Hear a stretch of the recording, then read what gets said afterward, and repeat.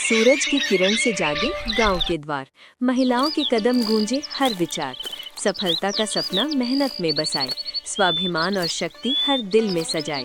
साथ चले सब मिलकर, दुख सुख बांटे यार, संतुलन और प्रेम से हो गांव में प्यार। मैं तो ठीक हूँ, तुम कैसी हो? बस सब अच्छा चल रहा है। वैसे गांव के बाहर मेला लगा है, क्या तुम जाओगी? हाँ, मैं तो सोच रही हूँ वान्या और कीर्ति को लेकर वहाँ जाऊँ। और तुम? मेरे साथ तो कोई नहीं रहता, मैं तुम्हारे साथ ही चलूंगी। बिल्कुल, कितना मजा आएगा। हाँ। इसी बीच गांव की कुछ और महिलाएं भी वहां पहुंच जाती हैं। हाँ हाँ, दोनों दोस्त अकेले में ही बातें कर रहे हो? अरे हमें भी तो बताओ क्या हो रहा है। कुछ नहीं चाची, हम सोच रहे हैं गांव के पास वाले मेले में शाम को जाएं। अरे ऐसा क्या? तो क्यों ना हम भी वहां चलें? हाँ चल तो सकते हैं, पर चंदा चाची से छुपकर जाना होगा। उन्हें पता चला कि हम गांव के बाहर वाले मेले में गए हैं जहां पुरुष भी होते हैं, तो वो काफी गुस्सा हो जाएंगी।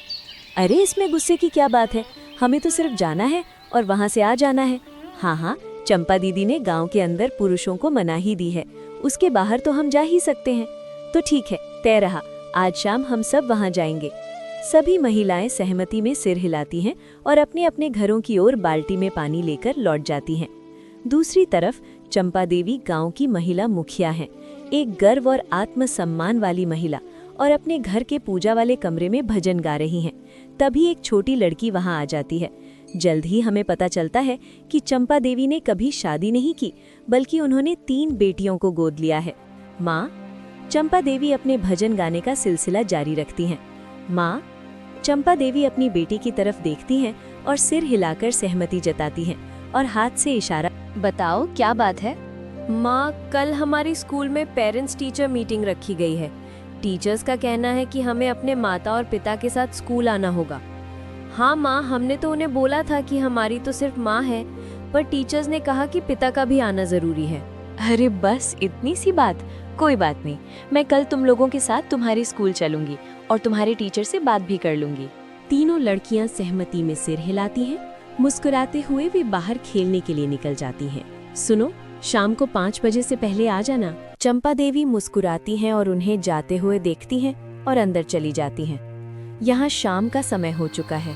सुप्रिया जोशी गांव की है, खेत जोत रही है।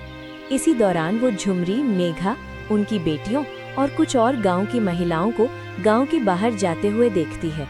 वो उन्हें आवाज देती है। अरे कहाँ चल दिए सबके सब? हम बस गांव के बाहर लगे मेले पर जा रहे हैं। सुना है इस बार का मेला काफी। अरे पर चंपा चाची, हम गांव में किसी आदमी को थोड़ी ला रहे हैं, हम तो सिर्फ मेले में जाएंगे और घूम कर आ जाएंगे। अरे बेटा, तुम भी क्यों नहीं चलती हमारे साथ? क्या करूं चाची, आज मुझे खेत जोतने का काम खत्म करना है। पूर्वी के पिता रहते तब तो मैं आ सकती थी। ठीक है, कोई बात नहीं, तुम्हें लेकर हम फिर से चलेंगे। वैसे आज रात की महफिल के लिए कुछ लाना है? हाँ बिल्कुल, पर अब सभी महिलाएं उसके लिए दया महसूस करती हैं। झुमरी सहमति में सिर हिलाती है और सभी महिलाएं वहाँ से चली जाती हैं। सुप्रिया अपना काम जारी रखती है। झुमरी और मेघा अपनी बेटियों और बाकी महिलाओं के साथ मेले में पहुँचती हैं। वे सबसे पहले बुढ़े के बाल खाते हैं और उसका मजा लेते हैं। फिर चाट के ठेले पर जाकर चटपटी और स्वादिष्ट चाट का आनंद लेते हैं। इसके बाद सभी झूलों पर झूलते हैं, हंसते और मस्ती करते हुए समय बिताते हैं।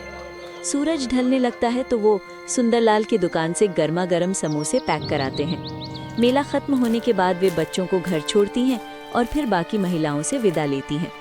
अंत में समोसों की थैली लिए झुमरी और मेघा चंपा देवी के घर की ओर बढ़ती हैं। चंपा देवी के घर पर वो सुप्रिया के साथ बैठी होती है। तभी झुमरी और मेघा गरम समोसों की थैली लेकर पहुंचती हैं। वे पहले चंपा देवी और सुप्रिया को समोसे परोसती हैं, फिर खुद भी खाती हैं।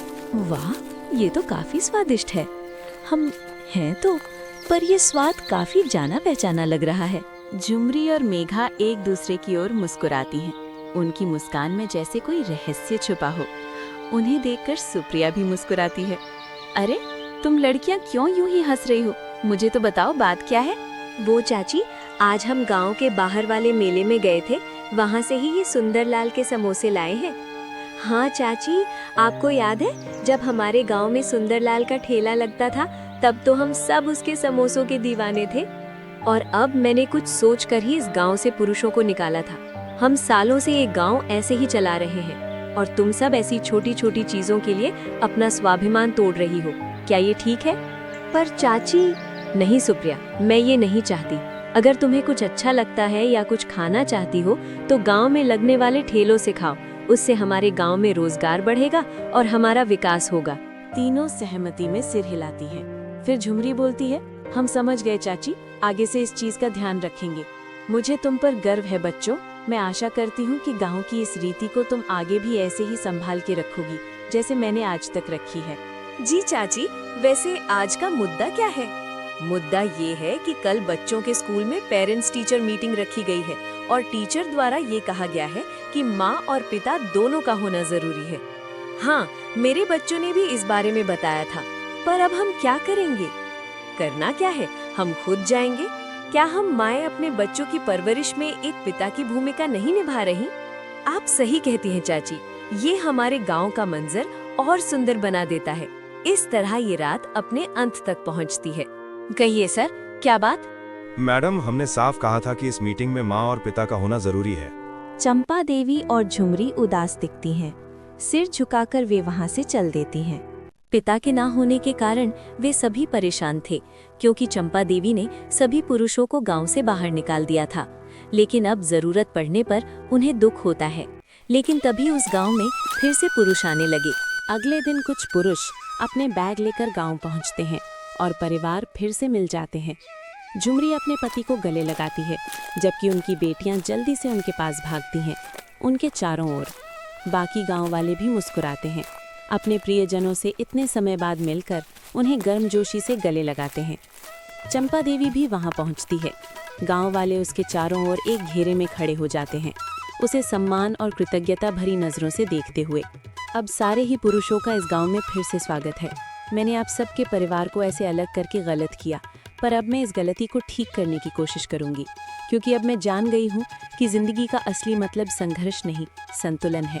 इस गांव को जितना स्त्रियों की जरूरत है, उतना ही आप पुरुषों की भी। मैं दिल खोलकर आप सबका फिर से एक बार हमारे गांव में स्वागत करती हूँ। सभी मुस्कुराते हैं और फिर वे अपने अपने घरों की ओर चल पड़ते हैं। गांव फिर से जीवित हो जाता है। पुरुष खराब मोटर की मरम्मत करते हैं। झुमरी अपने पति के साथ पीटीएम की बैठक में जाती है। सुप्रिया अपने पति और बच्चों के साथ मेले में जाती है। गांव फिर से हरा भरा, खुशहाल और एकजुट नजर आता है। इस तरह कहानी यहीं समाप्त होती है।